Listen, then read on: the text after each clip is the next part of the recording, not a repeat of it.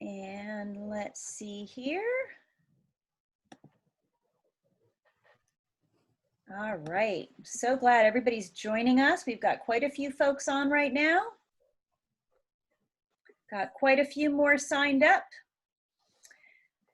In a little while, I am going to mute everybody, and I'm going to ask everyone to keep yourselves muted. And let's see here.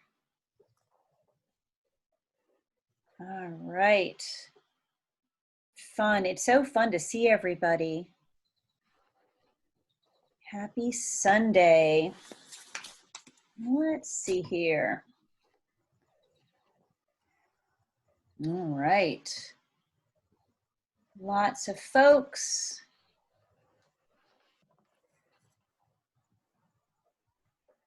All right. Well, good. Well, it's already 5:02. So I'm sort of going to speak slowly to tap dance to kind of keep us rolling along here while some more folks might join us.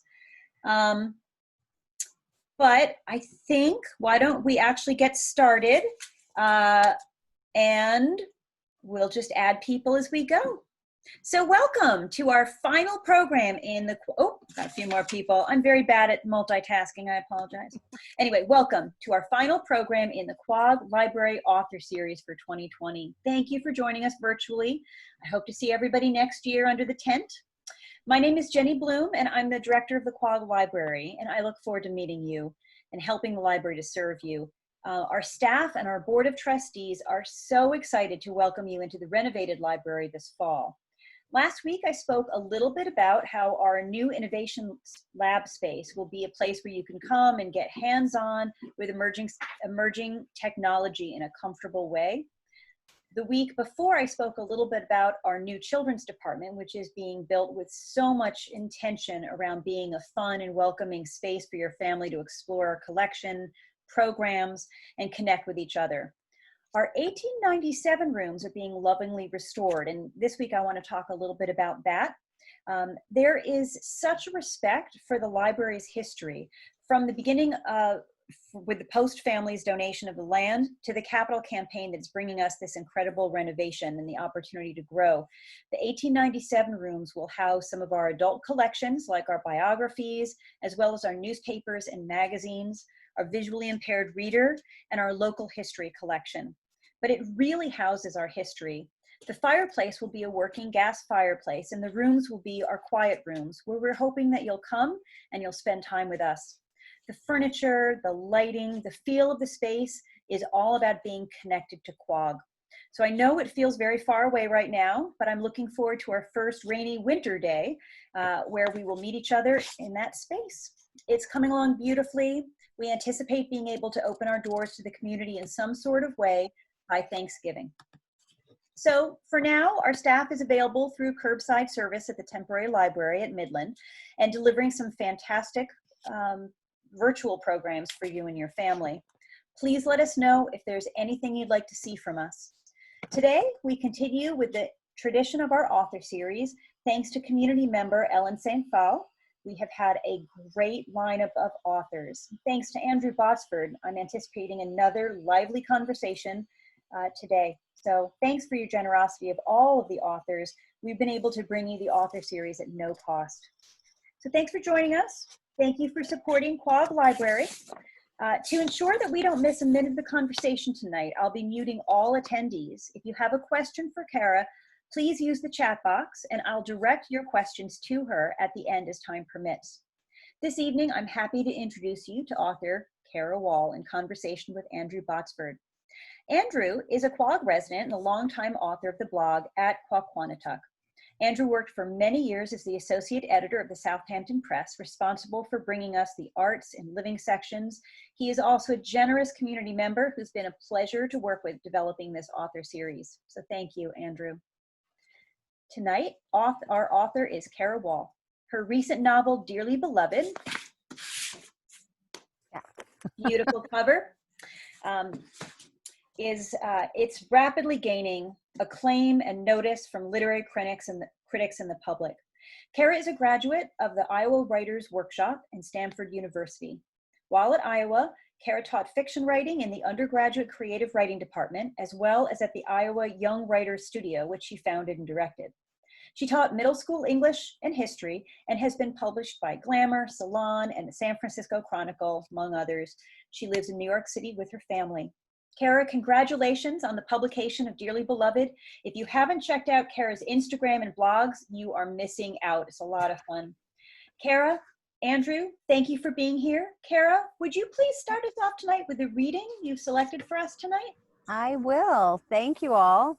I'm coming to you from the Adirondacks, which has absolutely nothing to do with this book. But the reading is going to start in Greenwich Village on the corner of 12th Street and 5th Avenue. It's the beginning of part 2 of this novel.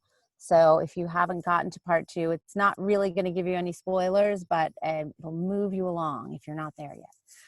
All right. So this is chapter 10. Fourth Presbyterian sat on the corner of 12th Street and 5th Avenue, a dull brown brick building with a tall square steeple. To its right was the church office building, a 4-story rectangle of newer brown brick with double glass doors and a balcony off the second floor. To its left sat the manse, built at the same time as the church and in the same style, with a gable roof and Gothic windows. The 3 church buildings were set apart from the streets by a black wrought iron fence, which would have rendered them overbearingly formal and somber, except that the church gardens were full of dogwood and hydrangea, which in spring bloomed uncontrollably white and pink. Charles and James and Nan and Lily had first seen the church at the messy end of winter, 1965, when the buildings and branches stood out starkly against the gray city snow. Fourth Presbyterian was in trouble. 5 years earlier, the church's search committee had hired Sebastian Taft, a minister from Connecticut. Their previous minister had retired after 20 years, and Fourth Presbyterian wanted a fresh point of view. Their city was changing. It was the age of skyscrapers, cars, and highways, which required whole city blocks to be raised and colonized by diggers, cranes, and jackhammers. Fourth Presbyterian had lost many members to the suburbs. Many more had begun to dream of quiet lawns, tall trees, places for dogs and children to run. Even the members committed to staying in the city found they wanted their church to become a haven, an escape from the disruption. They looked specifically for a pastor outside the city, someone who could tell them what life was like in a prettier, cleaner place. They had wanted a village feel, someone who could preach the wisdom of a small town. Sebastian had interviewed with 5 glowing letters of recommendation on distinguished heavy paper. One elder from his previous church actually wept on the phone, moaning, "He's such a stalwart, I just can't believe we're going to lose him." He enjoyed pageants and enlisted children to march through the sanctuary in costume with their pets, goldfish and hamsters and guinea pigs. He festooned the church with purple wall hangings and white satin bunting. He shined the crosses, he oiled the pews. He wrote poems in the shape of the cross and the manger, candle and flame. He printed these on the front of worship programs.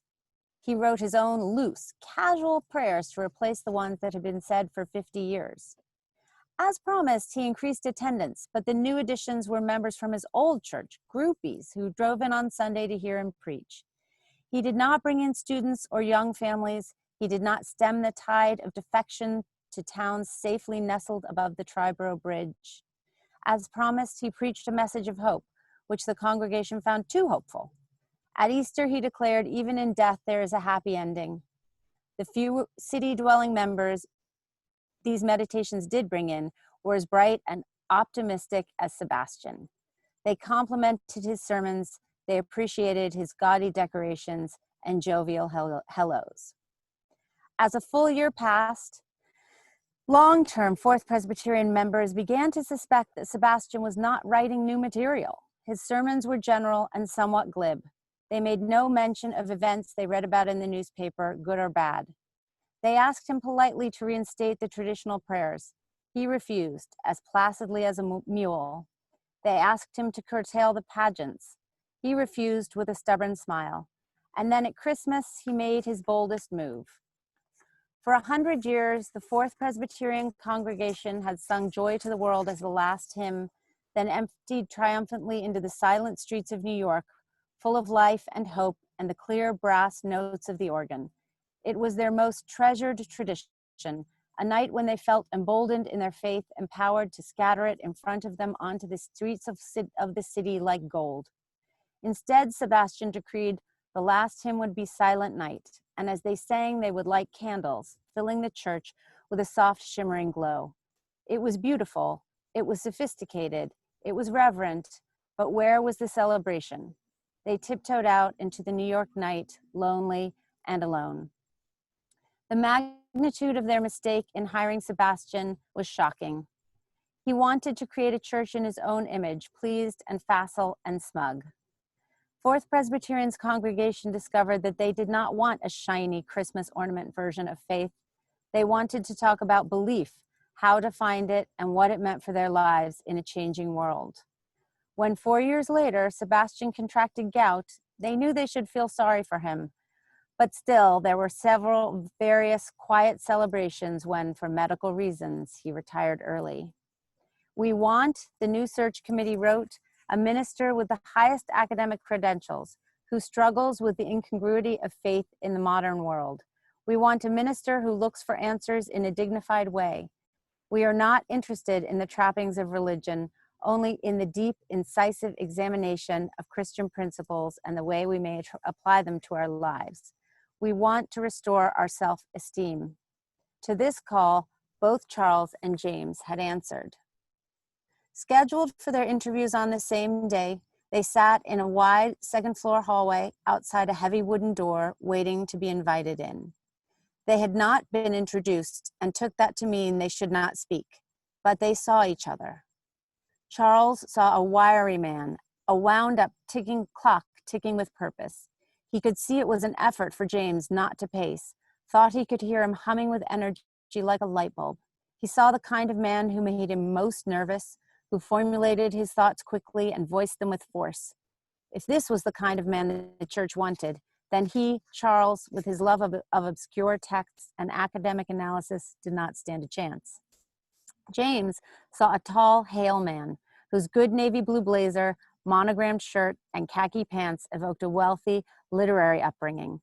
Charles's slight stoop and the glasses in his breast pocket spoke of intellectual ability. His steady gaze suggested a deep respect for the thread of history. If Fourth Presbyterian wanted an academic, James thought, then why was he here? Alan Oxman, the chair of the search committee, came out to greet them. "Sirs," he said, "please come in." "Let's get started quickly," he said. The interviewers opened their file folders, positioned their pens in their hands, and the room stilled. A woman with short brown hair and a plaid dress turned to Charles. "How do you picture God?" she asked. Charles answered, "I don't picture him. I just believe in him." A man in a pinstripe suit and red tie turned to James. "What are your thoughts on dying?" James answered, "Scares the hell out of me." The interviewers chuckled, nodded, wrote notes on their yellow legal pads. Alan Oxman flipped through some pages, then looked up and leaned forward. "Tell me," he said, "what do you consider to be your most personal mission?" So that's your introduction, one of the introductions to the two main characters in the book. That's spectacular. Thank you so much, Cara. Yeah. I have a lot of things I want to ask you about, but before we even get started on any of that, I want to cut to the chase because this has a lot to do with every other question I want to talk to you about. The writing is more technical, but do you consider yourself? Have you always considered yourself a believer? Oh, that's a long answer, but I'll try to give it quickly. So I was raised in this church, actually. It's in real life, it's called First Presbyterian. It's a fictionalized version of this church. This church is a fictionalized version of the church in which I grew up. So culturally, yes. I was raised in the Christian faith. First Presbyterian is a very liberal church. It's a place where everybody is welcome to come and question. It's also a very august and dignified church, and you don't find that combination very often. Lots of the more liberal churches are a little more loosey-goosey, and this is a place where you can come and feel very dignified in your faith. So I don't think I was ever a non-believer, but there were decades where I didn't go to church regularly. I was going to say religiously, regularly. And I took a different path in faith. I'm really an academic. And so it started with reading Buddhism and going to yoga and being a little more spiritual in that way. So there's never been a time I didn't believe in something larger than myself. But for many years, I didn't really put it in a particular religious box. Okay, well, that's fair enough, and that's a good way to abbreviate the question. I relate to everything in the book and to what you just said because I'm sort of the same way.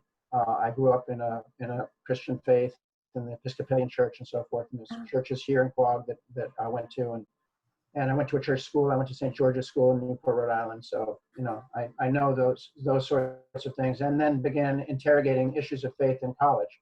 Reading Buddhism, reading Hinduism, which up to that point, I didn't know there was any other religion besides, Judaic tradition and the Christian tradition. And then suddenly this world opened up. So, but I appreciate you doing that. And it seems that some of the characters, well, first of all, it says that the First Presbyterian had 2 ministers at the time when you grew up.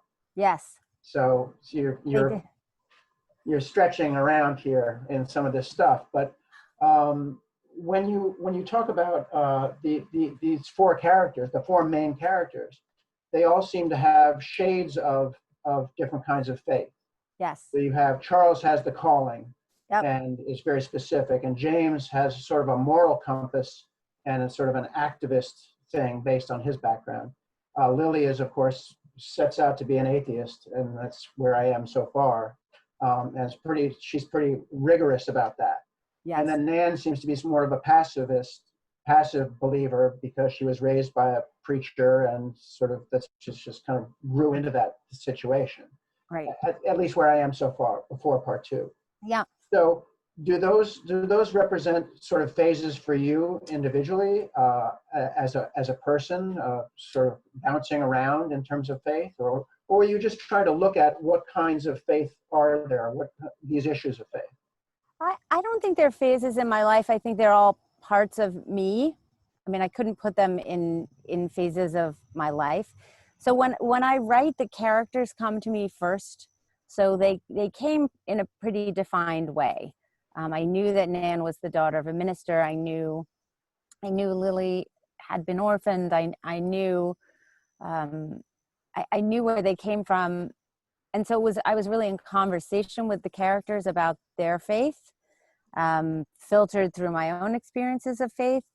So, I mean, it's strange. I didn't set out to write a book about faith. I set out to write a book about relationships. And then these characters came to me. So then in their exploration of their relationships, since each one of them has a pretty clear faith or came to me with a pretty clear experience of faith, that was just a huge part of them exploring how to be in relationship with their partners and with the foursome that they become, every member of the foursome they become.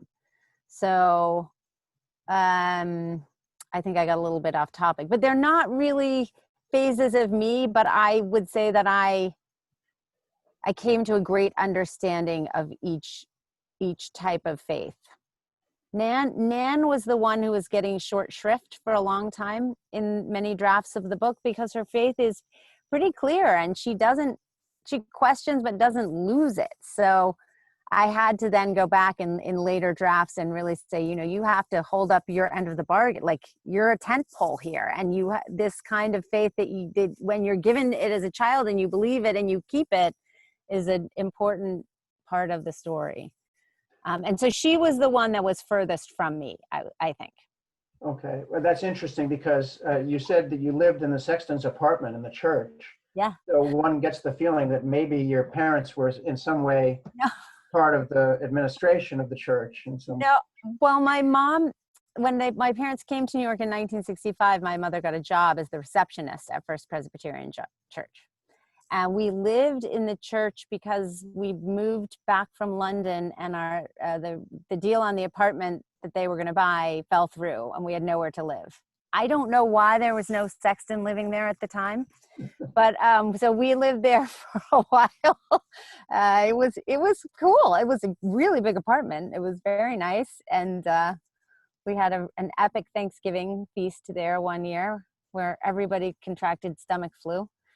And we were very happy that there was a bathroom on every floor of the church building. But no. They've been members there. Well, they've been going there for over 50 years. So they're an integral part, but they're not part of the. Well, and your bio has you in the choir robes, and so it gets that feeling. And then you just said you came back from London, and we have James and Nan going to London. Yes.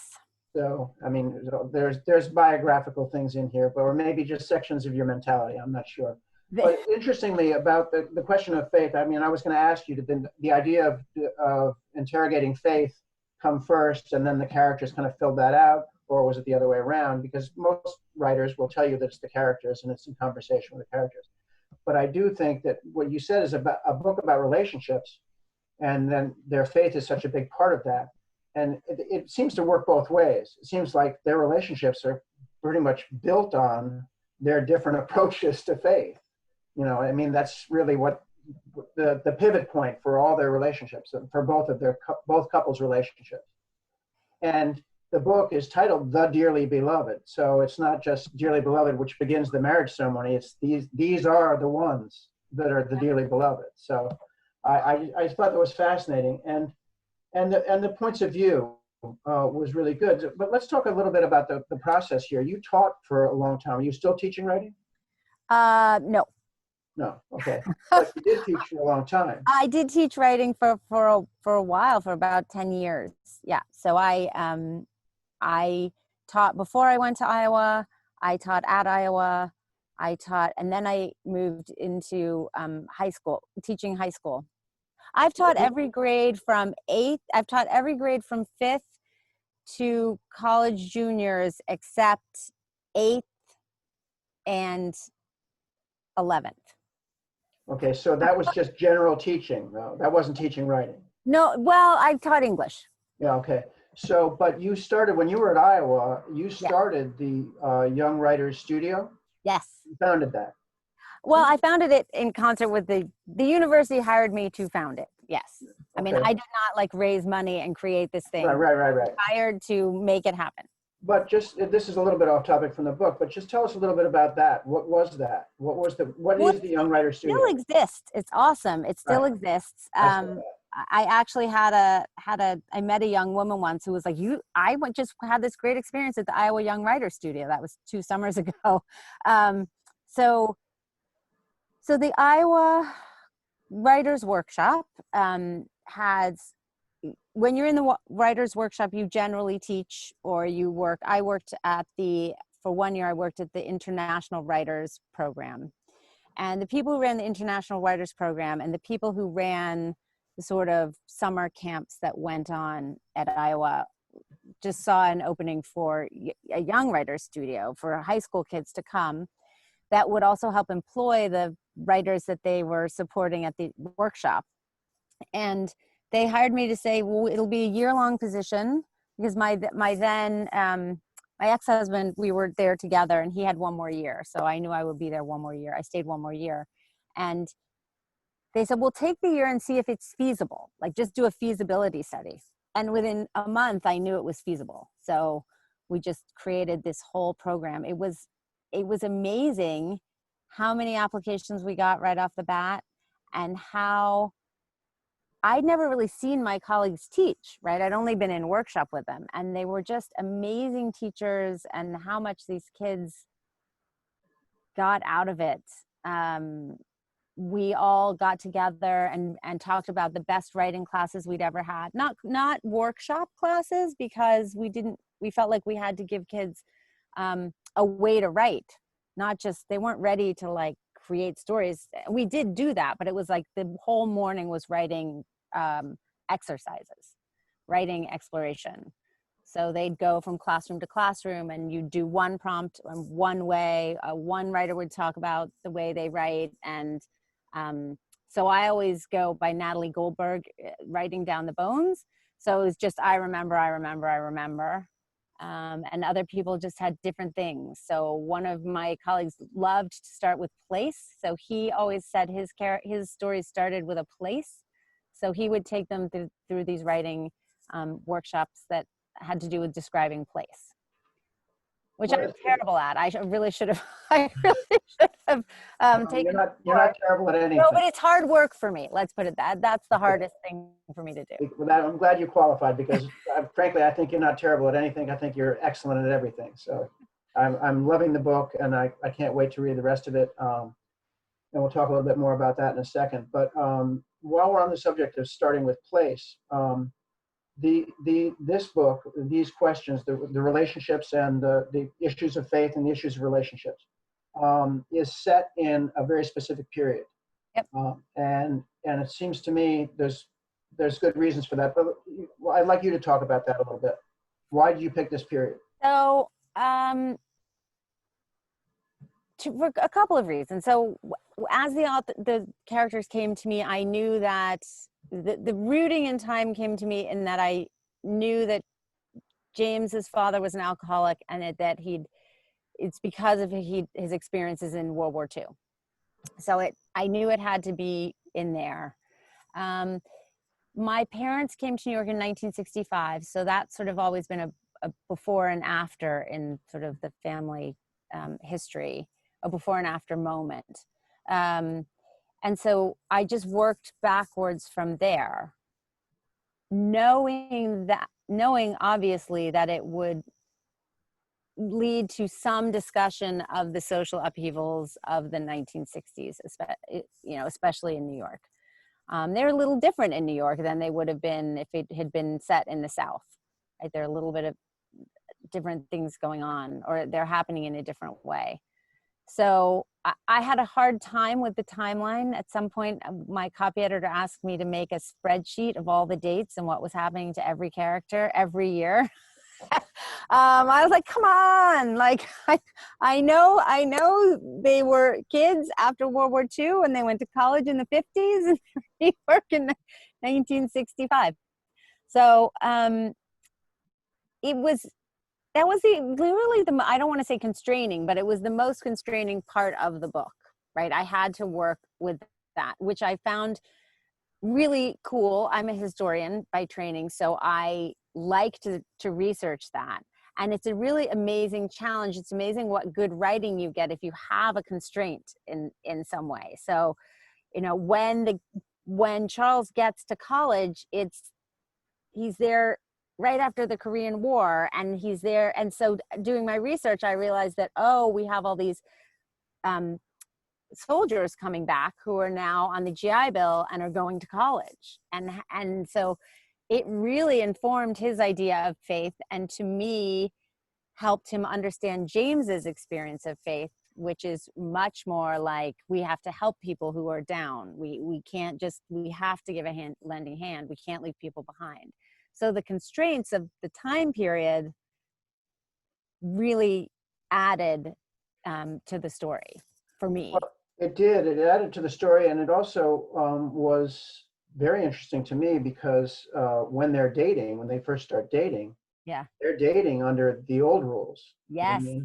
They're dating and not anything like the 60s. No. And not like anybody that went to college in the 60s like I did, and since then, God knows. So, and it's a time of what courtship looked like, what class attire looked like, and the way that relationships were formed. We're not talking about hookups here. We're not talking about friends with benefits. We're not, none of that stuff is going on, and that sort of it helps to shape it. But it's also a time period.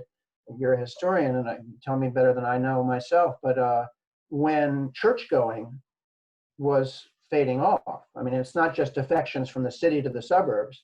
This is a time when church going is being questioned as kids grow up, and they're not going so much, and their parents aren't going so much. You know what I mean? So it starts to fall fall away from the church-going aspect of it. So to me, that was a fascinating time for people to be getting the calling, and it seemed more legitimate for them to get the calling at that time, where later on they're, we're talking about Coffin and William Sloane Coffin and other people like that. It's like a completely different idea. Yeah. So I just love the time period, and also the way that you wove in the civil rights and, with Dr. King, questions of whether he could be succeeding, and having Nan come from the Deep South. Yeah. So those kinds of things. So there's definitely a historian's eyeball on this thing. Yeah. I mean, I love the historical part of it. And as you get into the book, so Lily is very atheist. I mean, she tells Charles that immediately. And I think part of the 60s and what you're talking about in faith sort of falling off or becoming looser. I mean, in 1970, Time declares God dead. So that affects their relationship. That as the social mores change, Charles and maybe even Nan have a little more empathy for or acceptance of Lily and the fact that maybe an atheist can be married to a minister, and maybe we can have these more nuanced discussions around faith. I'm not sure that comes across in the book, but if I had written the next 20 years, that definitely happens in the book in my head. But Lily comes to New York and is blown away, and it's just like, this is where I want to live. I want to stay here. And Nan misses her easy faith. So they are products of their time periods to some extent, as we all are. But well, and I think that given the time constraints, or given the historical period, and I can't wait to see them move into New York into that time period. But is the issue of how they work with their faith, how those questions come up, and it's just I think it was beautifully drawn. All the characters are really beautifully drawn. And I want to talk about them a little more in a second, but one of the reviews says that this book was 15 years in the making. yes, unfortunately. So can you talk about that a little bit? And it's your first book also. So you gave up teaching, you stopped teaching after 10 years of teaching. Well, I was teaching when I wrote this. Okay, so you were teaching, you weren't teaching writing anymore, you were teaching schools. Right, when I started it, I was teaching a school and I would work on it every summer. Okay, so talk about that. So I would work on it every summer. So the hardest thing in the world in my life for me to do is sit down and write. I don't know why, but it causes me terrible angst. I have to bribe myself with cookies. I have to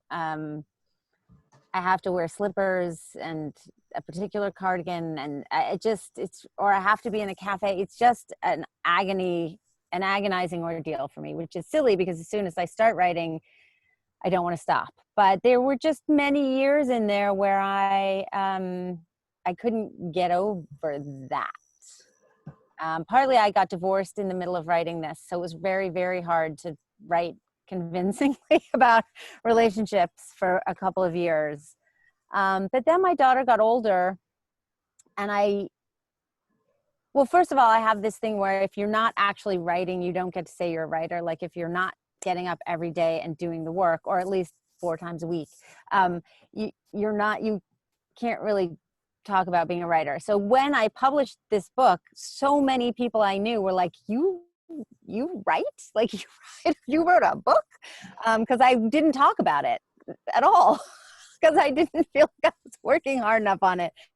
But I really, I think my daughter was like 9 or 10, and I just thought I have to do this because I can't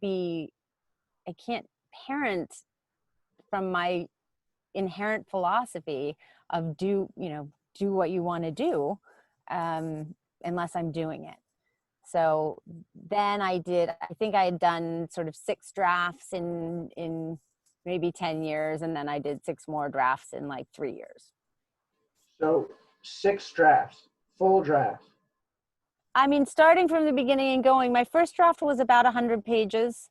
So it was a question of going back and filling in. I didn't change very much from the first draft, strangely. but I just filled in. Okay, so when you did the first draft that you didn't change that much and all the other 13 Yeah. drafts that you did, so the characters, you had the characters, you got Yes. them started in their relationships, you pulled them together into a foursome, Yes. and then it resolved itself. It was complete at the end of that first draft. You didn't have to really re-architect anything. No, I'm not good at plot. So I had these tent poles that I knew I was writing to. I knew where I wanted it to end. I'm not going to say spoilers, but I knew where part 3 started. I sort of knew, and I knew I wanted to tell it chronologically. So Marilyn Robinson was one of my teachers at Iowa, and she set us a challenge when I was in her workshop to write stories that had absolutely no flashbacks in them. So it's very hard, and it was very hard then. It was very trendy to sort of start and then flashback, and it was really hard.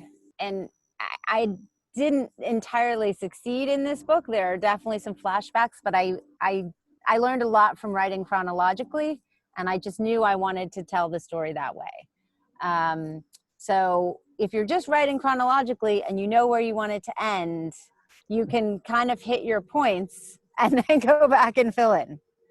Yeah. No, Yeah. I think it's masterfully done. And in terms of the architecture of the book, and the fact is that I was a little scared, even though I have my own issues about faith, and I do question that, and that's important to me. But I was a little scared, as one reviewer said, or one of the blurbs said, like I was afraid you had to be a believer to like this book, and it was like what it was going to be, and you had to be a pious person or something like that. But the characters are so well drawn, so richly drawn, and you just care about the characters right away. You make us care about these characters right away. Yeah. And part of it is their experience of their childhood, telling it chronologically, telling us where they came from and who they are. But also the device of putting the prologue, which is and may not be the end, but it is an end of the foursome or whatever. So, but it establishes a place where we have their feelings right away. We have them reacting to a tragic occurrence of some kind. And so we want to get to know them right away. So was that already there from the very beginning? You were going to put the prologue that was going to be that ending at the beginning? Yeah, that was actually part of that prologue, I think might have been part of my application to Iowa. I think the prologue, I think that's how old it is. Yeah, and I had, that was the first thing I wrote, and the epilogue was the last thing I wrote. I actually wrote the epilogue maybe 4 or 5 months before the book came out. But lots of people told me to take it out. And the reason I was adamant about keeping it in is I really wanted to tell the readers that this is an ensemble piece and that we have 4 main characters, and you're going to hear about 4 main characters. I didn't want to do a chapter on Charles and then a chapter on Lily and then have to wait till like chapter, and then I don't like that. So that's what kept it in for me. What I think maybe I taught English a really long time. So I felt like it was also a thesis. It was sort of provided this thesis for the book, or this question, which is, how do we become a person that other people respect? So I should look up exactly how I wrote that, but that's the general gist. So how do we become people? That is the central question of this book. But it's how do we become people? How do relationships what are these relationships that this is such a profound event for them as 4 people? Yeah. So yes, introducing the characters right away, so that I want to get to know these people. I want to get to know, how did they get to this place? How did they become people? And how do they, and we know that we don't know right away about the faith issues. I mean, we do know from Nan and so forth, and gradually, near the beginning, we get to know what the faith issues come in. But it's about the people. And I think that you look at the again, with Nan getting, you said she got short shrift for a while, but the other 3 have, to one extent or another, they have dysfunction or trauma in their childhood. Yeah. you know, so, and Nan seems to be pretty free of that, both dysfunction and trauma. And the question becomes, as we're reading, it's like, okay, well, Faith is easier for her because it hasn't been, you know, tested in any way. But I just love the fact at the beginning of the book and that it ends that way. And what were the arguments for taking it out? Let me ask you that. The arguments for taking it out were, well, then you're gonna have to write a really good epilogue. And I was like, yeah, we'll get to that later.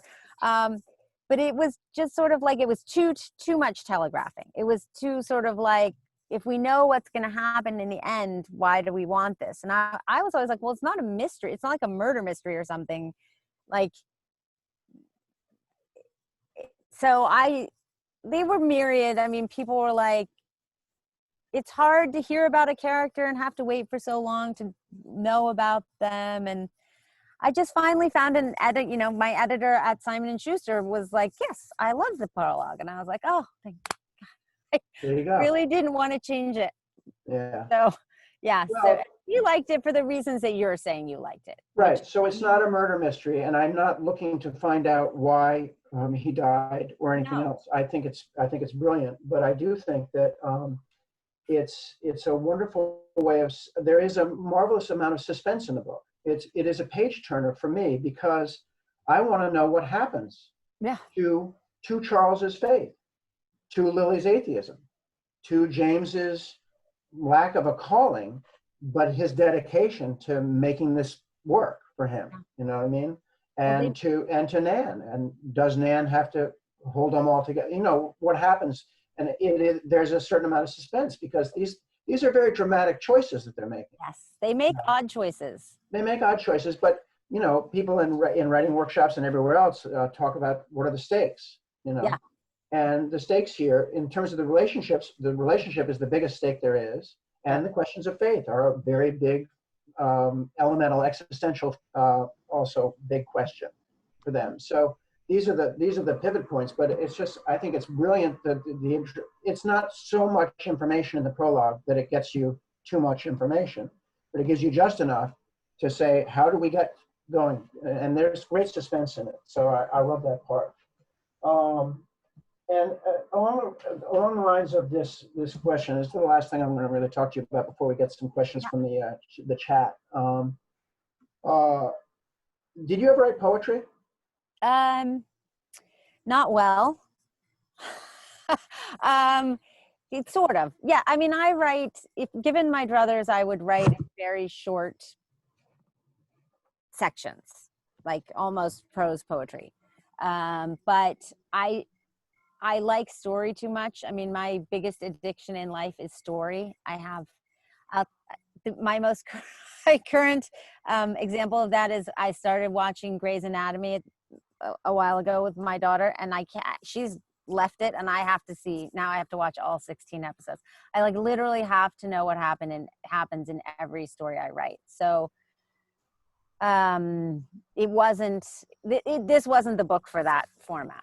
I love, so I didn't write poetry. Was that at the start of a bigger question? No, it's just because it's a sort of an observation, because one of the things that makes us care about the characters is that when you're talking about issues of relationships and you're talking about issues of faith, it's not easy to put those things into words. Okay, so they don't lend themselves to words, really. They don't lend themselves to flat, declarative, expository sentences. No. This is how he felt about God. This is how she feels about her husband. You know, that doesn't do it. So what does do it? And what does do it brilliantly in your book, as far as I'm concerned, is the imagery that you use. That's why I asked the poetry question. I love imagery. I mean, that's the part that comes easily for me. The plotting and the places don't come easily, but if I'm really in the groove, those things just sort of come to me, like get little gifts every once in a while. And I get goosebumps and I'm like, I gotta write it down so fast, don't go away. Yeah. That kind of thing. No, I mean, I just have that sense, because that's why I can relate to the characters, can identify with the characters, because those images have so much resonance. They just work so perfectly.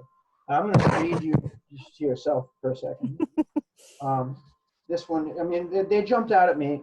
They jumped out at me everywhere, but this is on in the beginning, and it's talking about Nan. No, it's talking about Lily not wanting to go home. Yeah. Because she's gotten off to school and she's kind of moved away. So at the end of her freshman year, she enrolled in summer school. She had gone back to Maryville for Christmas and discovered that in her absence, her family's grief had scabbed over. Their sadness had thinned and lightened. New skin had grown, fresh and pink.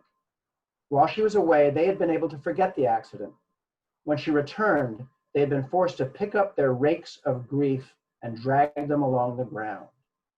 So that is just an uncannily beautiful image to me. And I mean, the scabbed over is not unfamiliar. It's not, I'm not saying it's hackneyed or cliched in any way. I did that, but that makes sense. The scabbed over, the grief. That's a thought that I've had before about grief. But drag their rakes. They had to pick up their rakes of grief and drag them along. Just breathtaking. But that's just an example of what I'm talking about, which is the images that make you feel feelings. And that's what poetry does, is summons feelings by words that are not the exact declarative words of something. You know what I mean? I mean, It comes easily to you because I well, thought for years. I sit with it, like to really get that imagery. So there's a later in the book, Nan is undone like a placket of snaps by something. And part of it is, I have this sense when I feel emotions that they have a sound.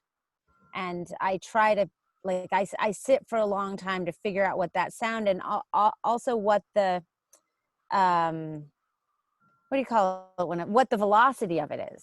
So like rakes of grief on the ground, you could drag that rake for years, right? It's sort of a slow dirge kind of thing. And then I just try to find the words that, like, so then you have rakes and ground, and that's the sound of the gravel and the ground and the that you get. And placket of snaps, she's undone immediately. And then James is trying to put her back together. And that was just like but that took me weeks. I could not remember the word placket. I was like, I know it's there.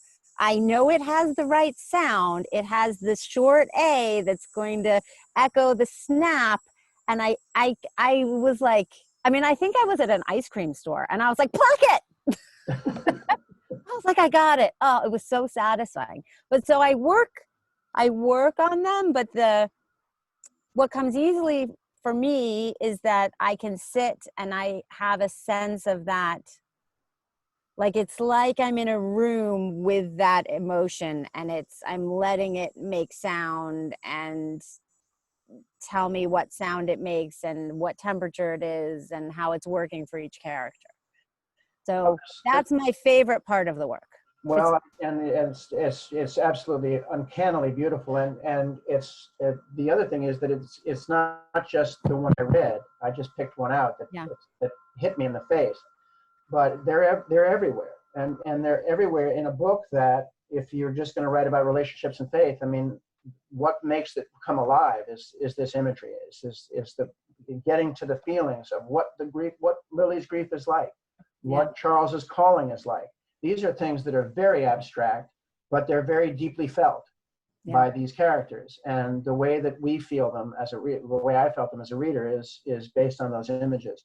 The other thing about them, you talk about the sound and you talk about the velocity, but there's a physicality involved. The physicality, because I have dragged a rake across the ground, and it catches on things, and it hits bumps, and then sometimes it goes smoothly through, and it's like combing hair. Yeah. But that physicality, and that's to talk about grief in those terms, which is exactly what grief does. It catches on things, and then it holds you back, and then it goes smoothly for a while. So picking them up, being forced to pick them up, her family being forced to pick them up in the first place is already a bad situation, but then having to drag them along, just beautiful. So at any rate, so this is the end of what I wanted to talk to you about, although I'd love to talk to you for days about this stuff, about the writing itself. but also about the issues of faith and relationships, because they are all entwined in the way this book is a beautiful book. I hope that everybody that's on has either read the whole book already or will soon do so, because it's absolutely fantastic. I wish you a lot of success with it. And then I'll ask one more question before Jenny asks her questions, which is, what's next? Oh, well, I'm every time I talk about this book, I'm like, oh, it's so hard to write a book. I can't believe I'm writing another one. It's called Provenance, or that's its working title. It is a story about a painting that gets left on the steps of the Met like a baby. And it's found by a curator who's on the last legs of his career and his assistant. And that's the present day story. And the past day story is about a Romany girl who is saved from possibly being in the Holocaust by her uncle, who's a forger, not of paintings, but of the provenance, the documents that establish provenance of paintings. And so we go back and forth, and it's just about these four people who are lost, really. They're all a little bit lost, and hopefully they're going to find themselves. I don't quite know. I don't quite know yet. But so it's another book set in New York, and I worked in the Met for a summer. I was an intern at the Costume Institute. So that building and that time period in that building is really calls to me. So we'll see what happens. It's an Annunciata. The painting is a religious painting, so I'm not going to forego faith entirely, but it's okay. Well, that's good. Story. It's interesting because last week we were talking with an author who was dealing with buildings in New York and spaces in New York, the Dakota and the public library, and now we have the First Presbyterian Church in Greenwich Village, and we have the Met. So yep. We're revisiting. So place isn't that hard for you. Yeah, well, I like the place. I'll see if I can describe it well enough. I'm sure you can. I'm sure you can. So thank you so much for taking the time to talk to me. Andrew. And Jenny, if you have questions and so forth from the people on board. Absolutely. We've got a few. We've got a couple. If you have a question, please put it in the chat box to me now, and we will make sure that Cara gets them as we have time. So this first question comes from Martin. And Martin is, well, I also want to share this comment from Martin where he says, the main reason that he's been a lifelong reader is for the occasional gift of a book like this. So just want to let you know you have a fan, Cara. But Martin's questions, he's got two questions. The first one is, let's see here. He is saying that tattoo parlors on 6th in the 60s. He understands that you live there. He lived there at that time, and he didn't know if he missed them. And he was wondering a little bit if you could talk about that imagery of tattoo parlors on 6th. Yeah, so Martin, you may have found something my copy editor didn't find, even though he was very, very rigorous. Very, very rigorous. I don't know. So when I was writing this, I was living on 6th Avenue and West 4th Street, and there were tattoo parlors there. So I think I put them in, and maybe they weren't historically accurate. I don't know. Sounds like something to look into. Yeah, so you caught me out on that one. That's all right. He also has a question. He says, the mention of Vita Sackville West. I like that question. Yeah. So Martin comments that was a cause for some anticipation on his part regarding a possible departure from traditional marriage roles. Was it a tease or an homage? No. So I have some family friends who are dedicated avid book collectors. And I was at a party at their house once, and they took down this actual book that I describe in this novel, which is a gardening diary. And they took it out. And so that conversation around that book was pretty much the conversation I had at this party where one of the reasons that they collect books is that they want people to be able to read them and not have all of these wonderful books in libraries where you have to wear gloves and you have to do these things. And that just so captured my imagination. It was this beautiful green covered book written in green ink. It was beautiful. So I put that in there. I mean, I certainly know about the author, and I think it was an appropriate author to reference, because it's a moment when Nan realizes that her life is not going to be what she thinks it's going to be. But I don't think I thought as deeply about the feminist aspects of it, which is shame on me because I went to Emma Willard, which is a very feminist high school. But it really more grew out of this real life experience that I had with the book. Interesting. Yeah. Thank you. All Yeah. right. Here's a question from Ellen. She says, the characters' failings, their weaknesses, are portrayed so convincingly. Did you have these in mind before you fully developed your characters or as you were writing them?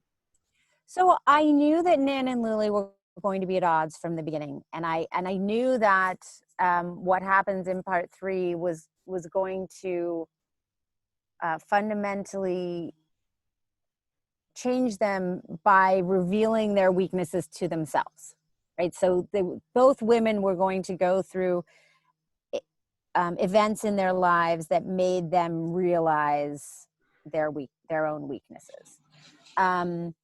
But I didn't know how nuanced they were going to be, and I didn't know if they were going to be able to reconcile with one another. I don't know. The interesting thing about this book is that readers are often Team Nan or Team Lily, and it's their weaknesses that people don't like. So, you know, if people don't like Lily, it's because she's too hard and she's too condescending and she's too rigorous with her atheism. And they find people who don't like Nan find her cloying and sort of relentless in her joyous friendship goals, and that's hard for me because I put all my weaknesses, I think, into each of these characters. Like if I were in Nan's situation, those would probably have been my weaknesses too. But I wasn't writing. I was writing toward 4 major plot points. I was not writing with any sense of creating a character that the character didn't tell me about him or herself. I don't like to move characters around like chess pieces. So I sort of had a sense of how these women would react to the events of their lives, but not until I was writing it did I get there. Great. Yeah. Thank you. Yeah. All right. This is a question from Margaret. Charles's father says, kings are champions of the status quo. I want you to pay attention to the serf. Charles and James seem to embody this quote. Was this planned as a build-up to their pairing? Jane and Marcus are so different. Can you talk a little bit about them? Yes. Okay. So it's not Charles's father who says that. It's Charles's teacher who says, so this comes from my study of history. So I did an honors thesis. I didn't complete my honors thesis in college, but I started the honors thesis program, and we had to take basically the philosophy of history and talk about the universal chronicler. And can there be a neutral history ever? And even if you just write down everything that happened in the world, will anyone ever be able to read it neutrally? So this grows out of those kinds of the conversations I had in that class, that I was always firmly on the side of that we are all emotional beings, and emotional beings can't be neutral. So the best that you can do is to help us use our emotional response to history and current events to feel our way into something that's equal for everyone. And that's where that came from, that sense of that.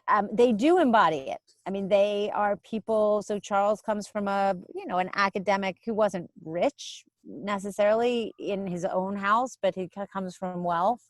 and James challenges him about his neutrality to things. And I knew that that's what kind of people they were. Jane, Atlas, and Marcus, so the ancillary characters in this book are my favorite because literally they all just came to me like tap dancing across the stage, like, just write me down, write me. Like Annalisa was like, just write me, baby. I got everything you need here. So Jane Atlas would have loved to meet Marcus. So I don't think they're so polarly opposite. I think if you got Jane Atlas and Marcus in a room together, they would have a grand old time. But Jane Atlas is the mentor. So Jane Atlas is the minister's first secretary, and she's a huge personality, and she's their mentor. And Marcus is their opportunity to move into the mentorship role. So it's a turning point in their life. It's a turning point in their careers. They have lost their wise elder, and now they're becoming the wise elders. And that was always a really important part of the book for me. I sort of thought of it as links in a chain, and I wanted them to go through one whole link and then see a new generation off. And those were the roles that I saw for those characters. But they're both just no nonsense people who would have really liked liked critiquing Charles and James together. I think they would have gone along really well. Very neat. Thank you. Just to let you know, I haven't been reading them all to you, but you've got a lot of fans out here. You've got someone who wanted you to know that this is a lovely book about grief and compassion. She loved it, capital loved, and also that Ellen says, "Count me on Team Cara. Each character is so convincing." Thank you. Yeah. So I have one more question. Yeah. Well, actually, two more questions. Well, one comment and one question. The comment is, I love the section that you read, Cara, because it shows some wonderful humor in there. I absolutely adored that. Yeah. I could visualize him coming into that church in New York and how badly that misfired. And thinking of the parishioners and him and the way that was, it made me laugh. I couldn't stop laughing, especially when they started to celebrate his gout. Yeah, that was perfect. So that was lovely. But I just have a last question. Is I've taken to asking this from writers. How do you choose your names?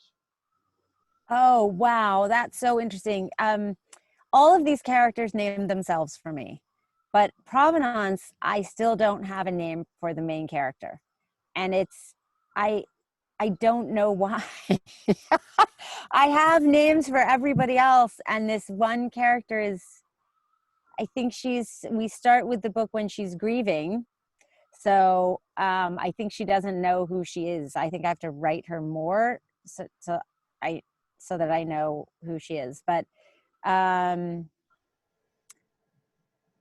I realize that the names have to match in a way, and she just hasn't really come up. She also has international parents, so one is Spanish and one is Dutch, so it has to be a name that both those parents could pronounce. So that's hard for me.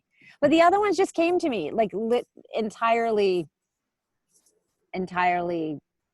showed up as. Well, that's fine, but I'm interested about Harold Evans because we have Harold Evans here in Quogue, and he's an breeze of publishing and editing, as you know. Okay, so that's a mashup of a couple of names of people I know.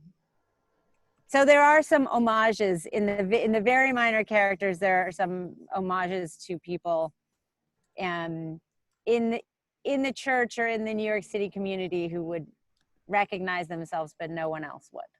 Okay. Well, because the mashup for Harold Evans creates a real person who's a real person in the publisher. Oh dear. No, it's Harold from one person and Evans from another. So. Okay. Well, there you go. All right. So, Jenny, I don't know if we have any other questions, but I am so grateful to you, Cara, for coming to us and giving me a glimpse of the Adirondacks where I'm going to be next week. So I'm just really looking forward to that. So thank you so much. Up here. Thank you all so much for reading. I really appreciate it. Authors always appreciate it. So thank you.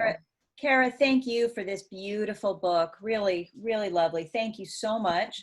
And thanks so much for joining us here tonight. I can't tell you how much I've enjoyed getting to meet you and getting to work with you to get to tonight. It has been really fun. So thank you.